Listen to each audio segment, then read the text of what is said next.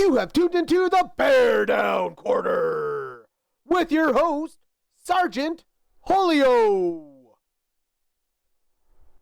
Hey everybody, this is the BearDown Corner and I'm Sergeant Holio, and you have tuned in for another episode of this week's Episodic Edition as we cover the NFL, and we're in week 2, end of. We got all the highlights and all the stories to catch up. Let's get you to it. All right, so Thursday we started off Washington in Green Bay. Green Bay took that win quite decisively, actually. I found the way Green Bay attacked Washington is very methodical. They did great, actually. They held Jaden Daniels in check. They defensively came up on the stops they needed. So, you know what? The fact they walked away with a 27-18 victory, Green Bay did, a hell of a performance. Jordan Love, 19-31, 202 yards passing with 2 touchdowns. A bunch of that was to Tucker Kraft, by the way. He had over 100-plus receiving yards with the touchdown on 7 catches. The tight end was on fire, the second-year pro. 6 receptions, 124 yards, 1 touchdown. Sorry, my bad.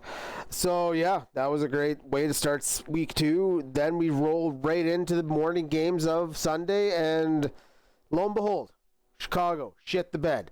We got blasted, and there was no coming back from it. We got steamrolled 52-21. The only highlight from that out of the Bears was Roma Dunze walking away with 7 catches for 128 yards and 2 touchdowns. Other than that, Jared Goff had his way with us, 23-28, 334, 5 passing touchdowns before he gave way to the backup quarterback as there's nothing left to prove. St. Brown was 9 for 9 catches, 115 yards, 3 touchdowns. 52-21 the final there. LA Rams go into Tennessee, where LA walks away with a 33-19 victory. Devontae Adams with split evens when it came to receptions and whatnot with Puka Nacua in the afternoon. Each had over 100 yards receiving, except Adams had the touchdown. So important stuff there. Seattle goes into Pittsburgh to steal a win, 31-17. Kenneth Walker showed why he is supposed to be their number 1 back. He had 13 attempts, had 105 yards, and 1 rushing touchdown. The man can also catch the ball pretty damn good, too, so let's not forget that on them short yardage. Buffalo, 30-10. They wallops all over the New York Jets. Important fact there, quarterback of the Jets, Mr. Justin Fields, has entered concussion protocol, and Tyrod Taylor may be starting this week 3's matchup as they head into. James Cook, 21 attempts, 132 yards, 2 touchdowns. The man was deciding that game. He decided that game. Simple as that. Josh Allen came out in that game for a little bit, though. He had a bit of a cut or something. He was bleeding, so Mitch Trubisky had to step in for a few plays, and boy, did he fill in real good. Just coming off the bench like no problem. Awesome stuff. Overtime in Dallas as New York visited. How did it end up? Well, let's put it this way. You have Russell Wilson throwing for 450 yards, 3 touchdowns to 1 interception. Malik Neighbors with 9 catches of 167 and 2 touchdowns. Wan'Dale Robinson, 8 catches for 142 yards and 1 touchdown.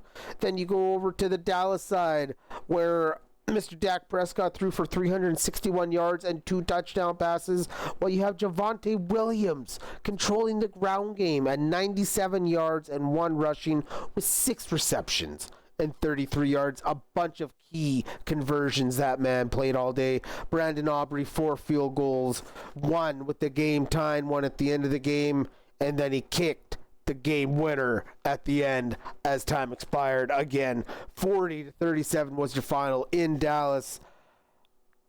They racked it up. That they had a shootout, and damn it, what a game it was. But you can't be doing that all season, though, Dallas. My goodness.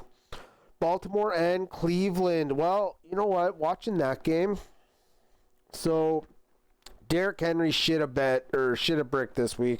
Whatever. Honestly, I wasn't really shocked. I was curious about this Cleveland team. Now, they did lose 41-17. Let's not forget that. Lamar Jackson did Lamar Jackson things with 19 of 29 for 225 yards and 4 passing touchdowns.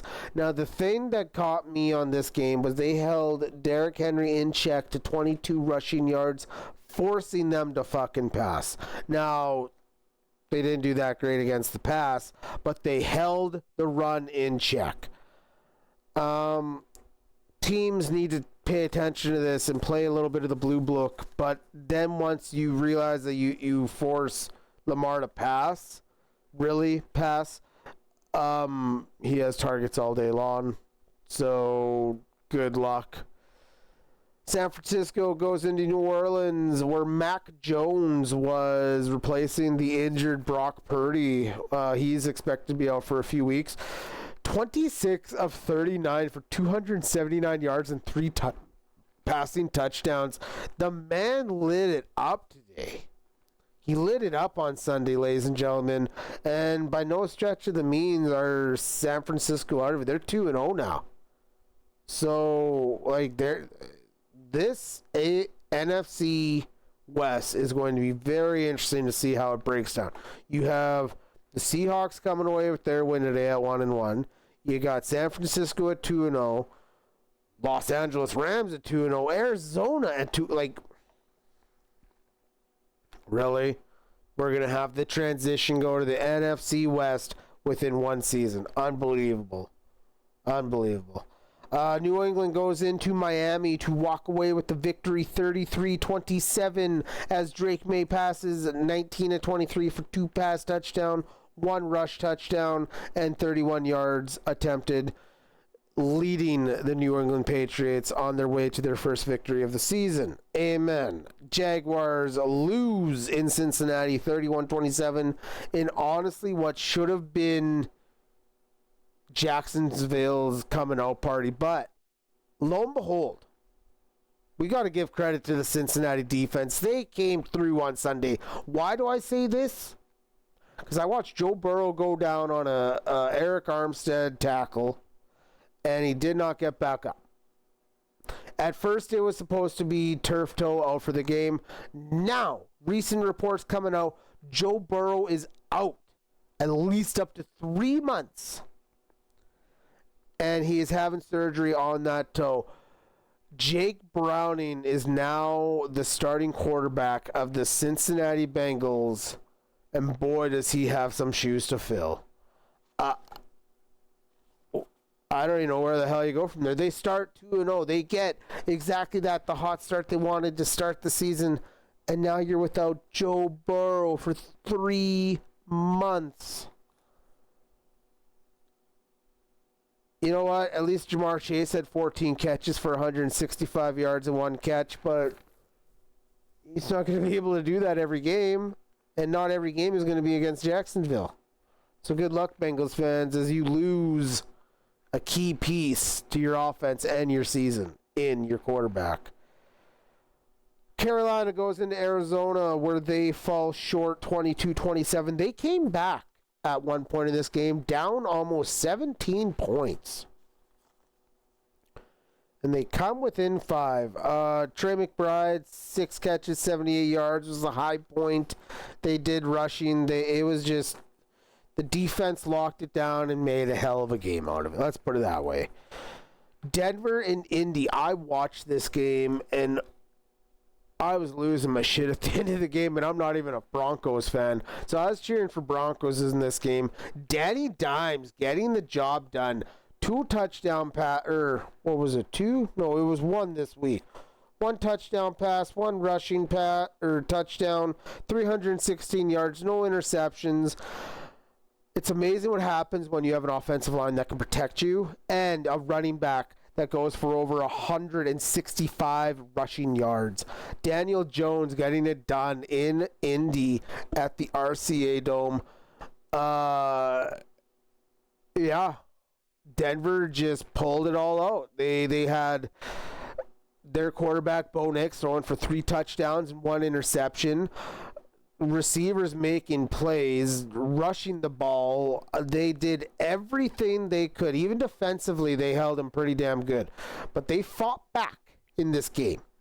And the thing that got me, though, was on the final play of the game. It was a 60-yard attempt by the Indianapolis kicker. Fell well short.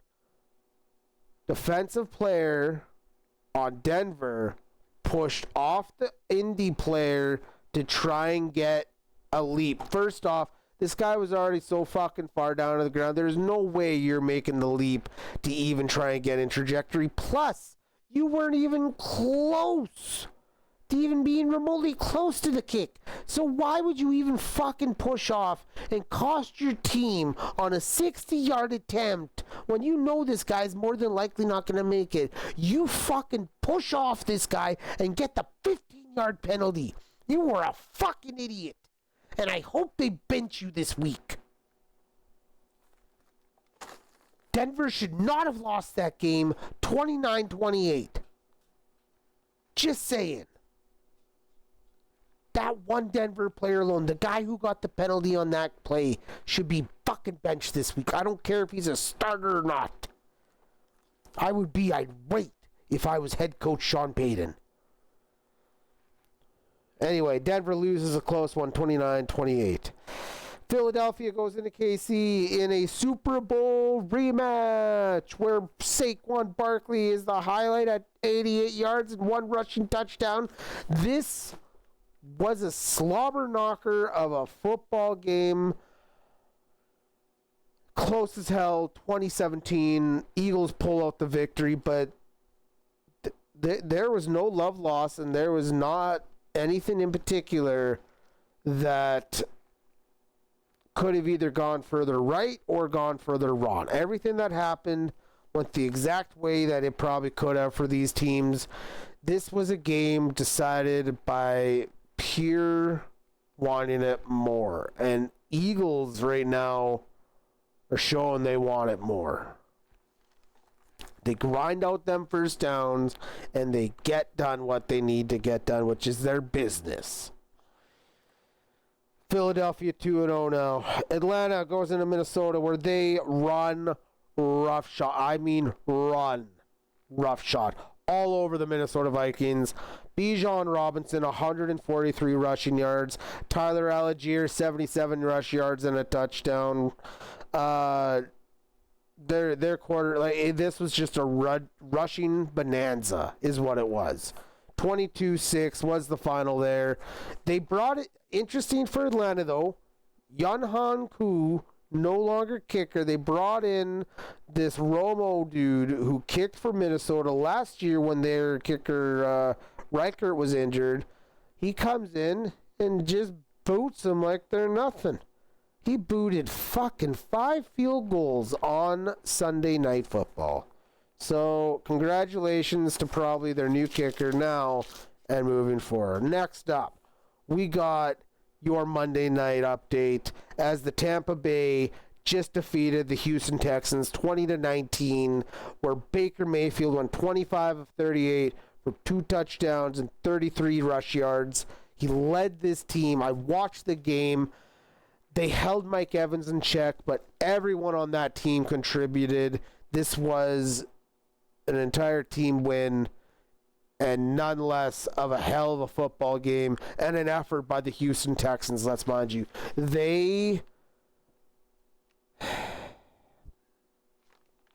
missing some pieces, and they're missing the protection of that offensive line. That is one of the questions that was coming into the season was, how is that O-line going to hold up? They had to revamp it from the offseason. So, Houston now 0-2 as Tampa goes 2-0. Los Angeles Chargers and Las Vegas Raiders in Las Vegas.